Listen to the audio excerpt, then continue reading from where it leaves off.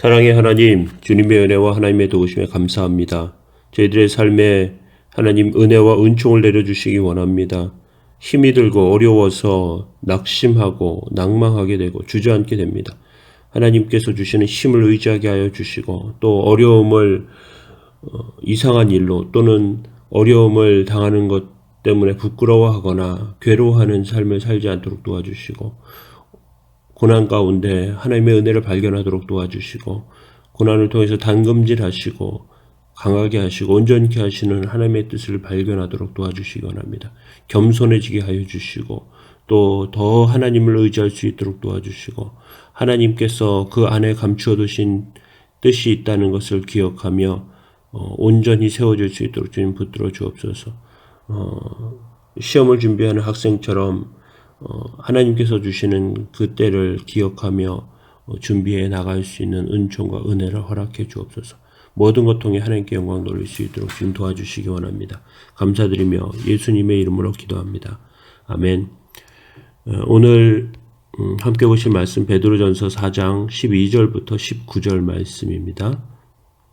사랑하는 자들아, 너희를 연단하려고 오는 불시험을 이상한 일 당하는 것 같이 이상히 여기지 말고 오히려 너희가 그리스도의 고난에 참여하는 것으로 즐거워하라. 이는 그의 영광을 나타내실 때에 너희로 즐거워하고 기뻐하게 하려 함이라. 너희가 그리스도의 이름으로 치욕을 당하면 복 있는 자로다. 영광의 영 곧 하나님의 영이 너희 위에 계심이라. 너희 중에 누구든지 살인이나 도둑질이나 악행이나 남의 일을 간섭하는 자로 고난을 받지 말려니와 만일 그리스도인으로 고난을 받으면 부끄러워하지 말고 도리어 그 이름으로 하나님께 영광을 돌리라.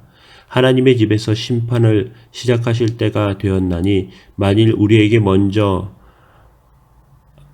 하면 하나님의 복음을 순종하지 아니한 자들의 그 마지막은 어떠하며 또 의인이 겨우 구원을 받으면 경건하지 아니한 자와 죄인은 어디에 서리요. 그러므로 하나님의 뜻대로 고난을 받은 자들은 또한 선을 행하는 가운데 그 영혼을 미쁘신 창조주께 의탁할지어다. 아멘. 오늘 사도는 혹독한 시련 가운데 있는 성도들에게 고난을 어떻게 해석하고 대응해야 할지 교훈하고 있습니다. 세상 사람들은 이렇게 판단합니다.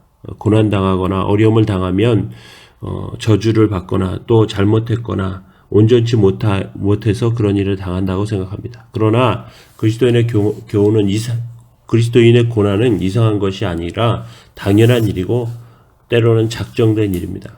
그것은 우리가 무능하고 또 잘못했기 때문에 당하는 것이 아니라 실패가 아니라 연단을 위한 것입니다. 그렇기 때문에 시험을 통해서 하나님의 목적하고 의도하신 바가 이루어지도록 해야 합니다. 하나님의 목적하신 바는 우리가 고난을 통해서 성숙해지고 또 고난을 통해서 낭망하고 시리의 자리에 있는 것이 아니고 털고 일어나서 하나님께 더 영광을 돌리고 하나님께서 그것을 통해서 우리를 강하게 하시고 또 우리를 연단함을 통하여 하나님의 뜻하신 바가 이루어지는 그러한 것을 기억하며 세워지는 것입니다. 불시험 앞에서 이상한 일 당하는 것이 아니라는 고난당하는 것을 고난당하게 되면 도리어 기뻐하고 즐거워할 일이라는 것을 사도는 이야기하고 있습니다. 그래서 어려움 당할 때 하나님의 영이 우리 가운데 임하고 있다는 것을 더 바라봐야 할 줄로 압니다.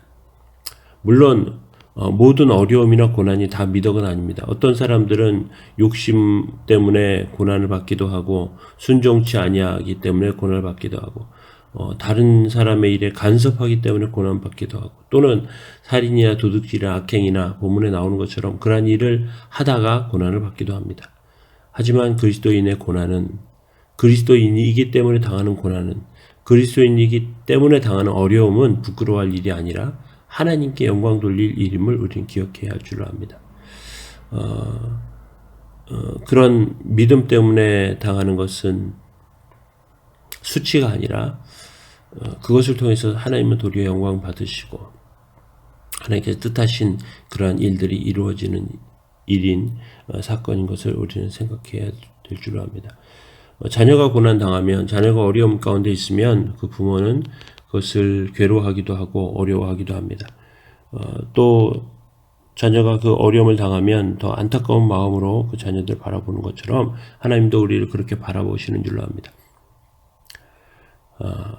그리고 또 고난 통해서 우리가 기억해야 할 것을 사도는 심판 때를 예를 들어서 설명하고 있습니다. 심판 때에 많은 사람들이 어려움 당하죠.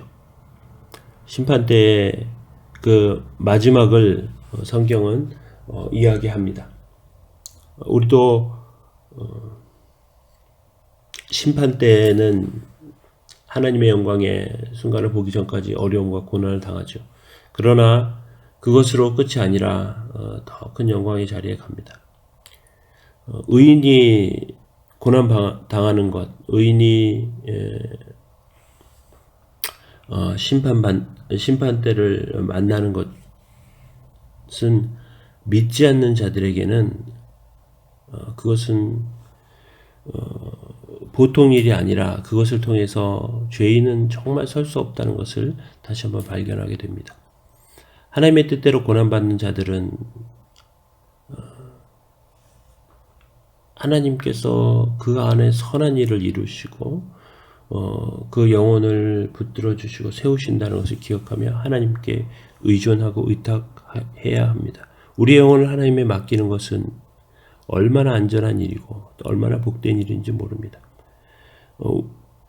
우리가 그 마지막 때의 심판을 생각하면서 하나님의 불시험, 믿음을 정련하기 위해서, 믿음을 더 온전히 하기 위해서 복음에 순종하는 그런 은혜를 받는 것을 생각하면서 복음에 순종하지 않은 사람들이 당하는 그 어려움 가운데서 더 잘 설 수 있도록 그 가운데서 더 잘 설 수 있도록 세워질 수 있도록 그렇게 서야 될 줄로 압니다. 하나님의 도우심과 은혜를 의지하면서 서고 또 그 은총 가운데서는 저희들이 다 되어야 할 줄로 압니다. 오늘도 어려움 가운데 기뻐하며 감사하며 설 수 있도록 그렇게 세워지기 원합니다. 감사드리며 주의 뜻을 붙잡으시기 바랍니다. 우리 함께 기도하시겠습니다. 사랑의 하나님, 주님의 도우심과 은혜를 감사드립니다. 하나님, 주님 지켜주시고 함께 해주셔서 우리를 시험하는 우리가 만나는 그런 연단의 불시험을 이상한 일로 생각하지 않고 부끄러운 일로 생각하지 말고 도리어 기뻐하면서 그 안에 하나님의 영광이 있다는 것을 생각할 수 있도록 지금 도와주옵소서. 모든 것 통해 하나님께 드려지게 하여 주시고 하나님의 능력 가운데 서게 하여 주시고 하나님의 온전케 하심이 저희들의 삶 가운데 있도록 주님 붙들어 주옵소서. 정말로 하나님 어려움을 감해 주시고 낭망하고 낙심한 마음과 심령에 복과 은혜를 더해 주옵소서. 성도들의 삶을 붙들어 주시고 선한 이웃교회를 위해서 후원하고 돕는 손길들마다 헌금하는 손길들마다 복되게 하여 주시고 선한 이웃교회를 지켜주시기 바랍니다. 목사와 사모에게 은혜 내려주시고 하나님의 도우심으로 서게 할 주옵소서. 수고하고 일할 때마다 애쓰는 그 성도들의 손길마다 하나님 함께 하여 주옵소서. 도우시고 인도하시기 바랍니다. 하나님 붙들어 주시기 바랍니다. 예수님의 이름으로 기도합니다. 아멘. 우리 함께 기도하시겠습니다.